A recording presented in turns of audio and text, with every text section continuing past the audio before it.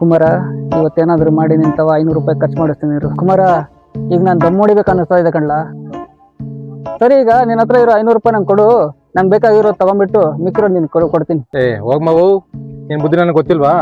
ಹಿಂದಿನ ಸಲ ಕೊಟ್ಟರೆ 500 ರೂಪಾಯಿ ಕೊಡೋದಕ್ಕೆ ಅಷ್ಟು ಡ್ರಾ ಮಾಡಿದ್ಯಾ. ಇನ್ನು ಈ ಸಲ ಕೊಟ್ಬಿಟ್ರೆ ಎಷ್ಟು ಆಟ ಆಡ್ಸ್ಬಿಡ್ತೀವಿ ನೀನು. ನನ್ ಖರ್ಚ್ಕೊಂತಿರೋದು 500 ರೂಪಾಯಿ, ಅದನ್ನ ನೀನು ಕೊಟ್ಬಿಟ್ರೆ ತಿರ್ಗಿ ನಾನೇನು ಮಾಡಲಿ? ಸರಿ ಕಣಪ್ಪ, ನನ್ನ ಮೇಲೆ ನಿಂಗೆ ನಂಬಿಕೆ ಇಲ್ಲ ತಾನೆ? ಬಾ, ನನ್ನ ಜೊತೆ ಕುತ್ಕೋ. ಅಂಗಡಿ ಹತ್ರ ನನಗೇನು ಬೇಕಾದ್ ತಗೊಂತೀನಿ, ಮಿಕ್ಕಿರೋ ದುಡ್ಡು ನೀನೇ ತಗೊಂಡವಂತೆ. ಏನೋ ಕೆಲಸ ಇದ್ ಬರಕ್ಕಿಲ್ಲ, ನಾನು ಹೋಗ್ ಮಾವು. ಅರ್ಥ ಮಾಡ್ಕೊಳ್ಳೋ ಕುಮಾರ, ನನಗೆ ವಿಪರೀತ ತಲೆನೋವ್ತಾ ಇದೆ. ಒಂದು ದಮ್ ಹೊಡಿವರೆಗೂ ಈ ತಲೆನೋವು ಹೋಗಲ್ಲ ಕಣೋ.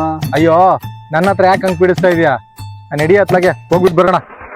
ಬಾರಪ್ಪ ಕುಮಾರ, ನಾನೇನಂತ ಇವತ್ತು ತೋರಿಸ್ತೀನಿ ನಿನಗೆ.